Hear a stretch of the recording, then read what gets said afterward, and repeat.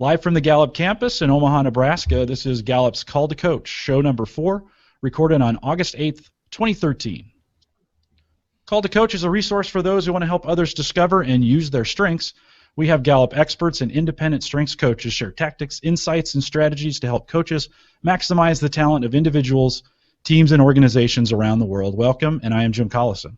If you have questions, comments, or contributions for the show, we have a live chat room available for the show just right below the YouTube video that you're probably watching if you're watching us live. Or if you're listening to the recorded version, email them to us after the show, coaching@gallup.com. And by the way, that's a great email address to use for any questions you have for us, coaching@gallup.com. And don't forget to visit the Gallup Strength Center. That's just gallupstrengthcenter.com, all one word, for your coaching resources and training needs. You can also both streaming or downloadable audio as well. We have that new downloadable audio just came up this last week for offline listening. For past shows, it's all over at coaching.gallup.com. Jeremy Petrosini is our host today. Jeremy works as a learning and development consultant here with Gallup right on the riverfront where I am located today. Jeremy, it's great to see you. How are you? I'm good, Jim. Thanks. It's fun to be here. I know this is our first call we're doing that I am remote on the road, so excited that you've got technology working that enables us to do this. So I want to jump right in. I'm really excited for our guest coach that's going to be with us today, and some exciting stuff since the last call we did. Again, if you're new to these Call to Coach calls, we've been through the summer months just doing them every 3 weeks, and interviewing external coaches. One of the cool things is as we've been also just tracking completes of individuals who have completed the Clifton Strength Finder. We did hit that 9 million mark since our last call. I think August 1st we hit that mark. So pretty exciting to know the numbers of lives that are just people that are beginning to discover kind of who they were created to be and how to live that out. So part of our vision, again, and we've shared this before, but part of our vision at Gallup is to really impact leaders and individuals around the world. We know that with over 6.5 billion people on the planet, we're not going to get there on our own with just our own team. And so seeing external coaches, consultants who are passionate about the strengths movement is really a passionate area for us. So it's our personal mission to help equip over 1 million coaches that would then help us reach over 1 billion people.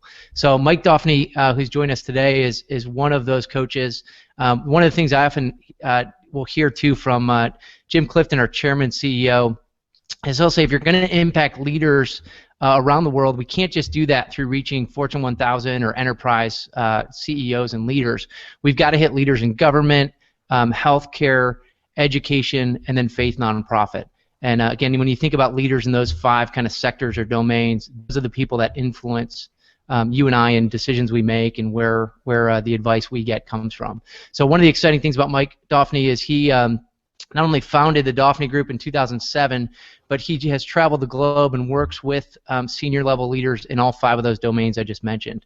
So Michael, good to have you with us, man. I want to kick it off to you and let you tell a little bit of your own story. I know you and I first encountered more than 8 years ago where you were coaching me. I was coming from the nonprofit world to the corporate environment. And part of your story was you had kind of done the flip. You had gone from working at HP, which most everybody probably on the call owns a printer or something HP or has at some point in their life. But you went from working for one of these big, huge corporate entities to falling in love with strengths and now launching your own thing with Dauphinee Group. So tell us a little bit about that journey. Yeah, thanks for having me. It's kind of fun to see the evolution of what it is Gallup is resourcing coaches with, so it's pretty exciting. In the 8 years that I've known you, it's been quite a journey. So, for me, I was working for Hewlett-Packard at the time in San Diego. I worked as a contract negotiator for them, specifically in printing and imaging.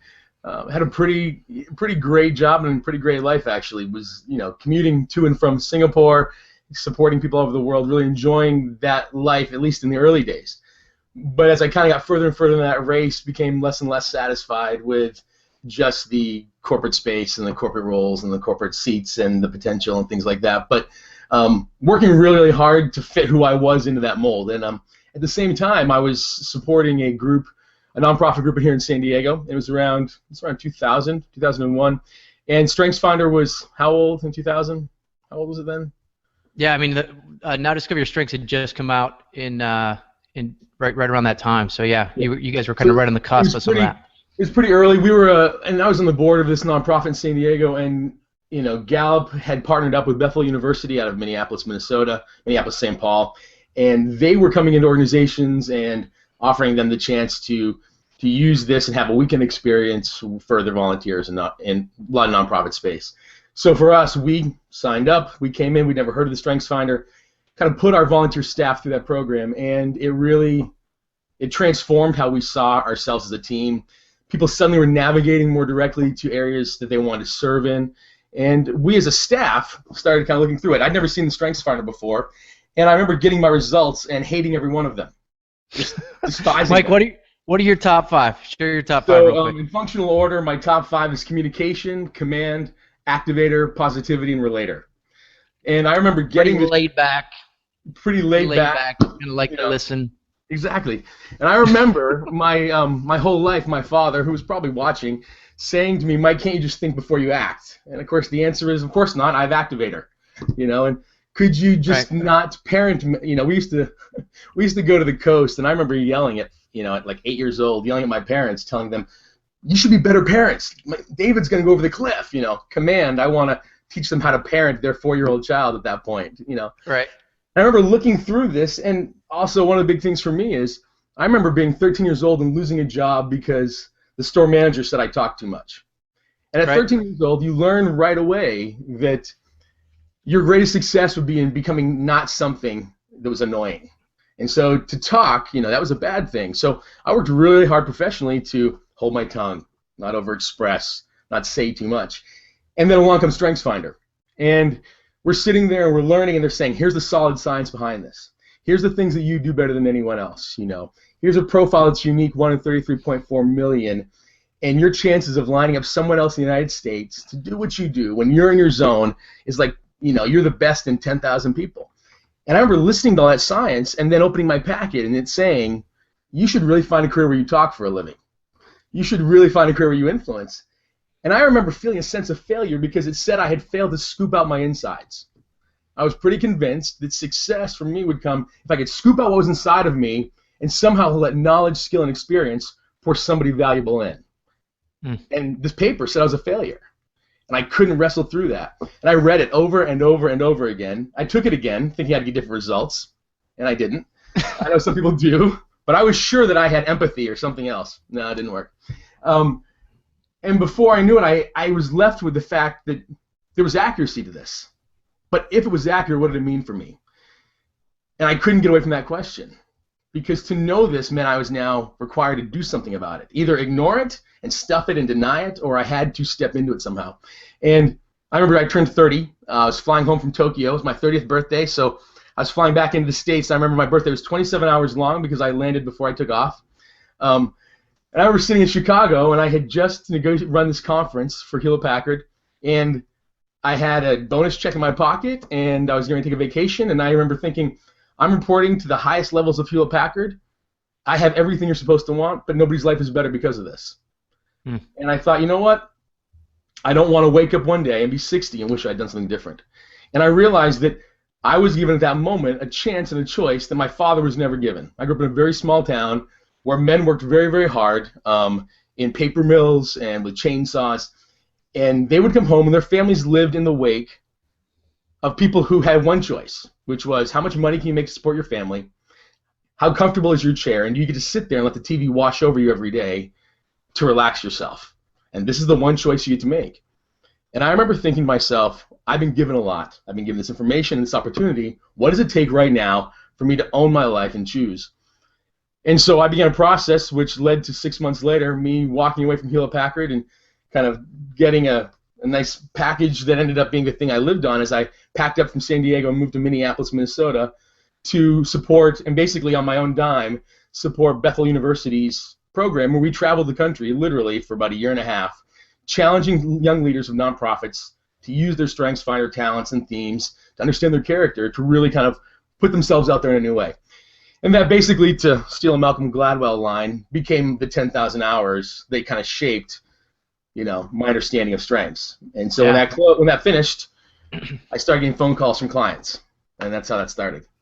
Yeah, and I think one of the cool things in hearing your story too, Mike, because I think part of it again, and even the passion that Paul and myself and a team of others had, and even calling these calls Called to Coach, is you hear that similar story spelled out differently with different coaches, but just there's kind of this innate thing of I don't want to wake up someday and not have done this.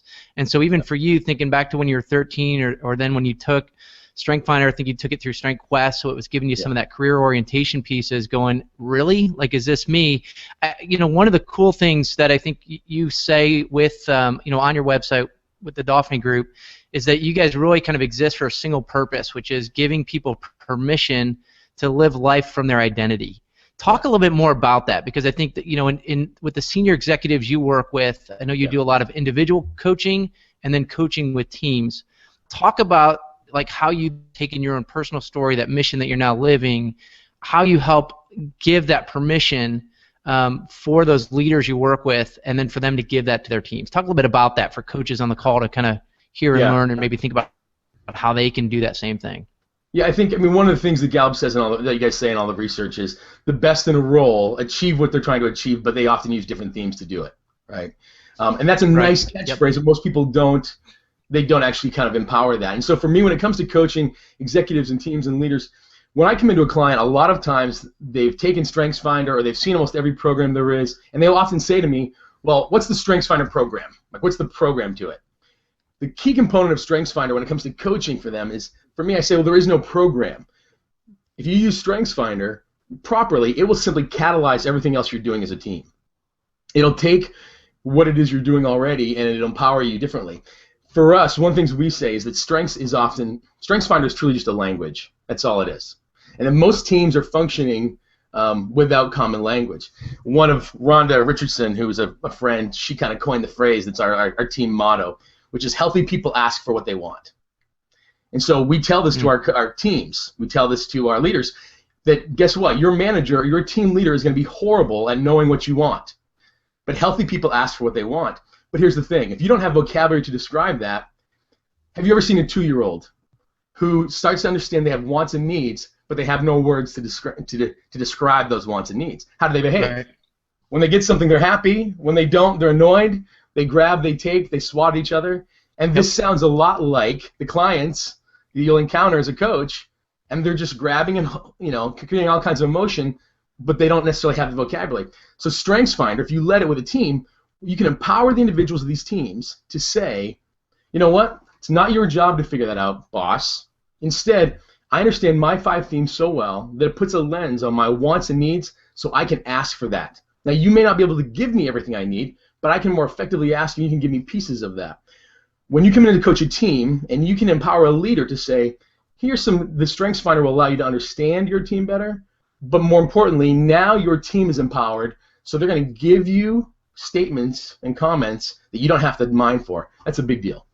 Yeah, and share a specific story on that, Mike, because I know, again, you'll get pushback. Some of the leaders you're working with are CEOs of their organization, and they'll give you back to say, listen, I know this team, I know what works, I know what doesn't, but through that individual coaching, you've kind of seen the lights go on for them. You've seen it be an aha.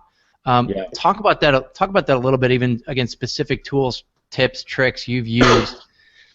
I know you have commands and positivity, so you kind of have that way to just say it and get them there. But give us an example of that. Unpack it a little bit more with a specific team you've worked with. Yeah. So obviously, I'm not going to reveal client names, but when you come in with a client, one of the things you have to do is, when I teach StrengthsFinder, I teach it through a different lens. I teach it through a lens of understand your themes, and then when you're coaching a team, I teach it through the lens of communication, decision making, and self-management. So every individual and the team and yourself as a leader, you need to understand how do your themes play out to help you understand how you communicate. Right. And one thing that's interesting is we listen the way we talk. Our brains will take in information the way we express it. And so I'll have a team leader who has said to me, well, I know my team. You don't understand. I know my team. I had one client in particular who he's like, well, people like me because I just bring the truth to them. I tell them what they need. And so he had someone on his team who he felt wasn't properly being understood by the organization. And he decided he was going to go in and, he walked out of that meeting and said, you don't understand, this participant, this team member is valuable. So what did he do? Belief, strategic, a little bit of maximizer. He decides he's going to coach up this team member Well, so he's walking by this individual's desk. He walks by, turns to them, and says, "Hey, Jeremy," I'll use your name. "Hey, Jeremy, just so you know, while walking, I don't know if you realize this, but I don't think the organization totally understands you. We should totally talk about that sometime." And keeps walking. Right. Now, he thought Yeah. He thought he brought it fast. He brought it clear. And one of the things I'll say with strategic is I'll say, now listen, you have strategic. Guess what? You wanted to solve this problem quickly. Assess, select, strike. So what did you do? You solved it quickly while in motion, driving by, because that's what works for you. Do you understand that individual, all they heard was a drive-by shooting, basically emotionally, of you're not seen, you're not understood, you're not valued. And so I literally had to coach this individual to say, you can't deliver personal impacting coaching information unless you're sitting down. Sit. Remember, do not say anything that is necessarily development oriented unless you're sitting down. Trying to get him to understand that how he sees the world is not how they see the world. Yeah. And how you communicate and listen and prioritize things isn't how they communicate and prioritize. But you have to start with, do you understand your own tendencies first? That's kind of where we start. Yeah, it's a great way of laying it out there. And I know you hear in pockets all the time, even people talk about interpersonal connections. Right. You know, in the men are from Mars, women are from Venus approach of whether it's in dating relationships, but in the workplace it's the same thing. I think people want to be understood, and even when they first take Strength Finder, it's, hey, here are my 5, now you understand me.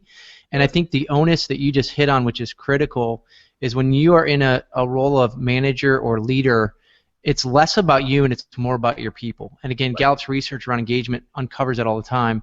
Yeah. They need to understand what their people need, and sometimes as coaches, we need to help them say, hey, here's what your team needs to do exactly what you did, Mike, is this person's style and even the way he or she may like to be communicated with is give it to me in passing, give it to me in a text message, I'm good to go. But that's not the way that all their team members prefer to be listened to or prefer to be recognized or developed. So that's huge. Well, I mean, one of the things that we'll do, there's a consultant I know in England. He's a good friend named Nick Webb. And Nick, when he talks to me, one of his buzz phrases that I'm sure came from somebody else is, communication is not information sent, it's information received. And so to understand that, we will take StrengthsFinder themes and, for example, between the two of us, if we were working together, we'll say, okay, look at these themes. What do we understand about Jeremy's themes if I'm leading you? And then I have to ask myself, what are 3 adjectives that come to mind when I text, call, face-to-face, send an email, make a phone call? What are the adjectives that come out of that? If I can't apply the same adjectives to my message to you, I'm not working to communicate with you. I'm communicating at you. Yeah. And so if you use strengths properly, you can start to understand, if strategic leads with bullets, but communication leads with narrative, does my email equate to that? If I'm working with someone with context, but I have futuristic, and all I want to talk about is the great future, but they always want the background, and they always ask me 1,000 questions more than I want. If communication is information received and not sent, and I'm trying to communicate, instead of me just doing what I do naturally, I should ask myself, maybe with context, I should lead with background data. Maybe with connectedness, I should lead with big picture. Maybe with developer, I should lead with progress. And so for me to put that lens together is key for me to say, I really want to engage you, not just have you pick up what I send your way.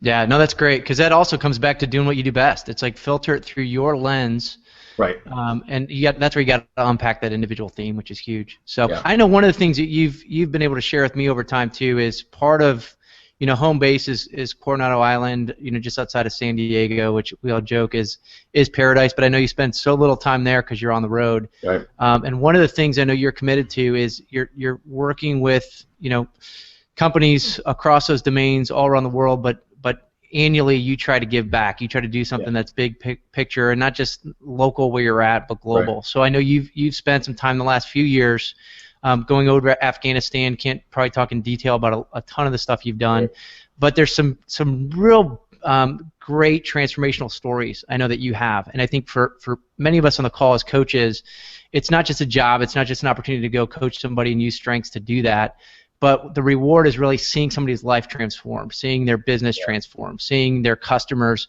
better served because they did what they do best. So I'd love for you, with some of the time we have left, and then Jim, we can kind of go over to you with any Q&A that might be out there in the chat. But I'd love for you to share, Mike, just a story, and again, you can change the name to protect the innocent, but just a story of somebody in one of those third world country trips you've had, where you've seen strengths and the coaching conversation you've had with them really bring about and potentially their family and village in which they live? Yeah, I mean, I don't know. It's for me. I'm a very detailed guy, and so you're always like, how do you measure transformation? Which is a nice question. Yeah. But I think transformation it comes in small pieces. And I have been to Afghanistan. I go multiple times. We try to do multiple humanitarian trips a year. We also try to do nonprofit and not nonprofit, but say pro bono work, local in San Diego as well as Detroit and other places.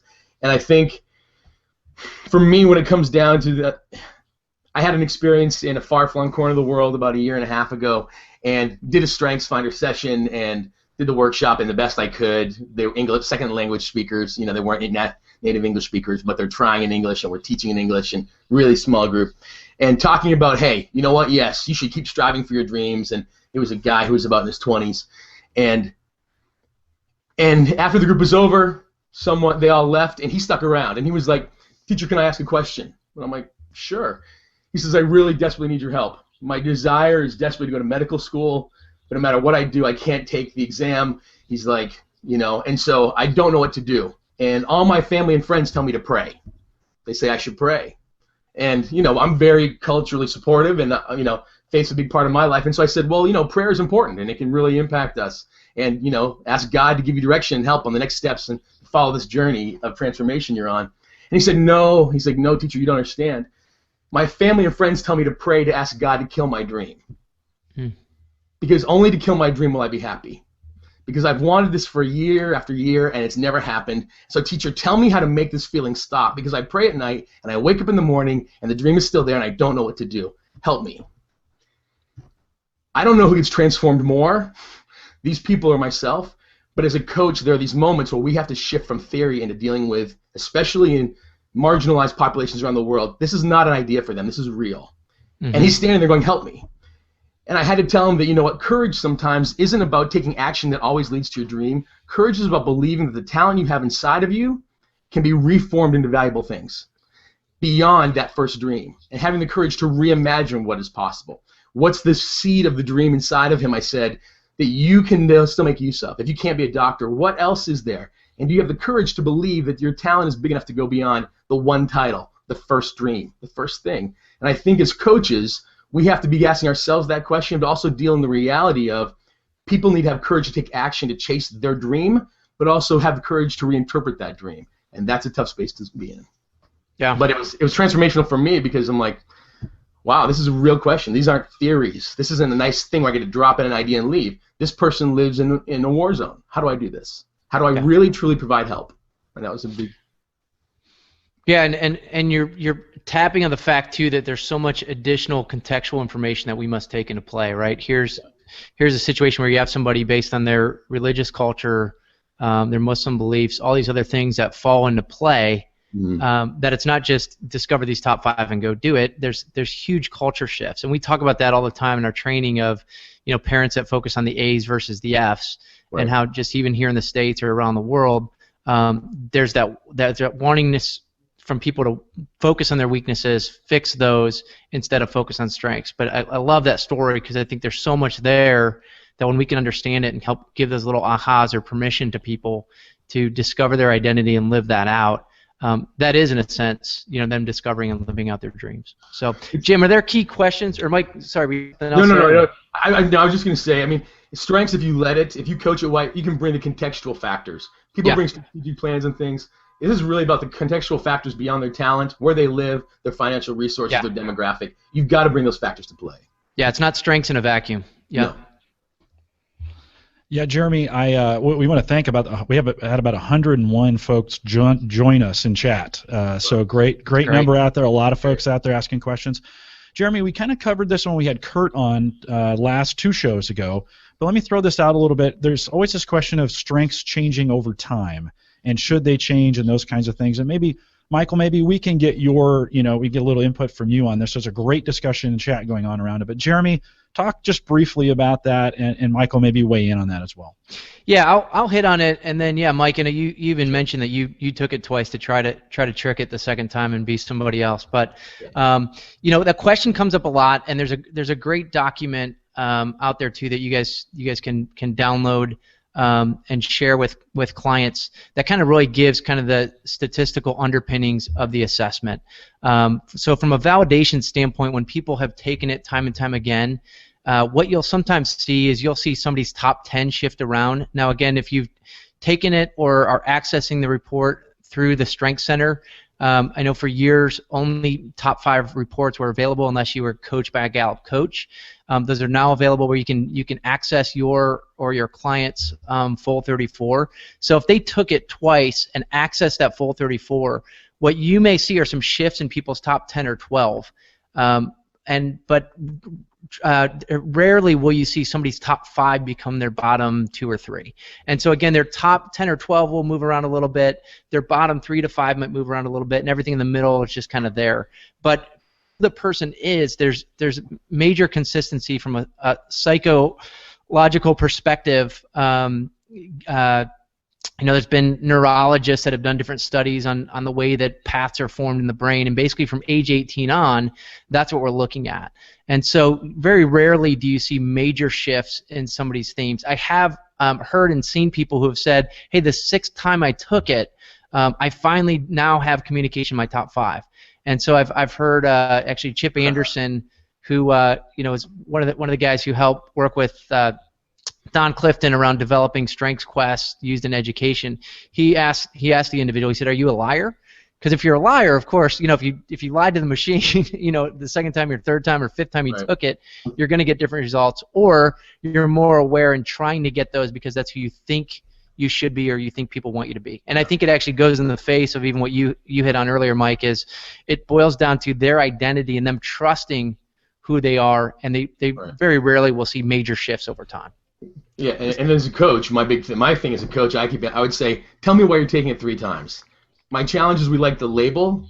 We don't want a different label more than we want to actually step into. Right. What does this mean about me the first time? If I have a different label that I like better, maybe I'll like this. Instead of going, these are the 5 I have. How do I take action on that? Good answers. Good answers. Sarah in Portsmouth, New Hampshire asked this question: how do you use your knowledge and association with Gallup and Strengths to assist in marketing your business to 1, government, and 2, large business organizations? So for me, it's the Gallup Journal, the Gallup Management Journal. Is that what it's called? Business Journal. Yep, yeah. Gallup Business Journal. Gallup Business Journal. The most solid data you're going to get on engagement is going to comes out of there for me. And so what I end up doing is using kind of Gallup knowledge as a good basis for. So I think 2 weeks ago, there's the survey. What do you guys ask the question? Did you have the chance to do what you do best yesterday? Like every day. It's like a rolling question. Wasn't there stats around professionals in public environments versus private environments? It was a stat. It's so, in other words, basically the gist of it is that if you're in a professional environment, like private, like an entrepreneur, the more you age, the likelihood of you being emotionally engaged and getting a chance to do what you do best goes up every day. But if you're working in a government job, satisfaction the same level goes down. So it's the opposite. So for me, when I'm working in government environments, I'm showing, look, there's stats of people reporting in these government roles that are less satisfied. And so I'll use that information, that knowledge, based upon the engagement studies that are being done. And if you go to SHRM websites will talk nonstop about how you can measure financial impact based upon employee engagement. You take Gallup's numbers on employee engagement, you take SHRM's numbers on, plug in the salaries, and you can almost give them a dollar figure of, if you can move the engagement line this much, this is the reality of what it's going to mean for you on a bottom line approach. Yeah, there's a great resource out there too that, as Michael's kind of sharing that idea of passing along outside information to your clients, whether government, enterprise, any of those 5 major domains. State of the American Workplace is a research study that we just launched. There's over 50, I think, different external sources right now, from Forbes to USA Today, that have written different reports on these, and those are great little studies. Again, State of the American Workplace is the primary study that Gallup did, and it unpacks what Michael's talking about around engagement, the impacts that has on profitability, turnover, where you can look at those things. And the cool component of how this all comes back to strengths is the number 1 way to engage an employee is to help them what they do best. And in many cases, when you ask somebody, what do you do best, they don't know.